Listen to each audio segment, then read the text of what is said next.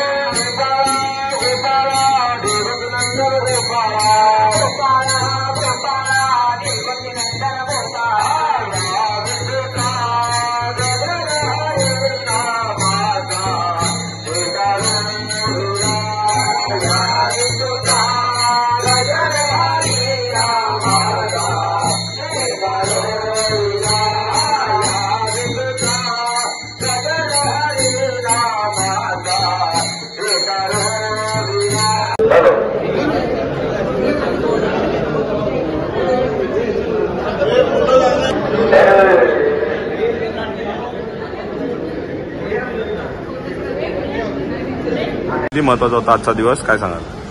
आज 3 ऑक्टोबर महाराष्ट्र शासनाने अभिजात मराठी भाषेचा दिवस साजरा करावा म्हणून संपूर्ण महाराष्ट्राला आवाहन केलं आणि त्यानिमित्तानेच आम्ही आज आगळा वेगळा कार्यक्रम घेतलेला आहे।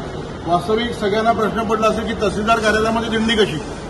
सहसा आपण काय म्हणतो की ज्ञानोबा महाराजांच्या मंदिरातून दिंडी निघते, मराठी भाषेच्या अनुषंगाने शाळेमधून दिंडी निघते, पण आम्ही आवर्जून आज तहसीलदार कार्यालयामध्ये दिंडी काढलेली आहे आणि ती पण ज्या मराठी पुस्तकाच्या अनुषंगाने, ज्या कायद्याच्या पुस्तकाच्या अनुषंगाने आम्ही मराठी माणसाला, जो तळागाळातला शेतकरी आहे, ज्याला केवळ मराठी भाषा कळते, अशा मराठी माणसाला ती सोपी भाषा जी आहे मराठी भाषा, त्या कायद्याच्या भाषेतून त्यांना न्याय देण्याचा प्रयत्न करतो आणि त्या न्याय पुस्तकं जे आहे ते मराठी भाषेत नाही आणि त्याचीच आम्ही दिंडी काढलेली आहे, जेणेकरून आज अभिजात भाषेचा, आज मराठीचा मोठा दिवस आहे आणि त्या जनजागृतीसाठी की बाबा मराठी भाषेची जनजागृती झाली पाहिजे, मराठी भाषा ही मनामनात रुजली पाहिजे, त्याचं महत्त्व कळलं पाहिजे। आज ह्या मराठी भाषेमुळेच आज आम्ही मराठी कायद्याच्या अनुषंगाने तळागाळातला जो पण शेतकरी आहे, ज्याला इंग्लिश कळत नाही, हिंदी कळत नाही, परंतु मराठी कळतं, अशा सगळ्या लोकांना आम्ही न्याय देऊ शकलो। जो आम्ही न्याय निर्णय देतो तो न्याय निर्णय त्याला तो कळतो आणि त्या निर्णयाने त्याला समाधान मिळतं, अशा प्रकारची आमची संकल्पना होती आणि या संकल्पनेतच आज आम्ही मराठी अभिजात भाषेची आज जो दिवस आहे त्या निमित्ताने आम्ही दिंडी केली। फायदा होत असतो, काय सांगाल या दिंडीविषयी आणि काय सांगाल मराठी भाषा दिनानिमित्त? ही दिंडी आहे आपली मराठी भाषेला,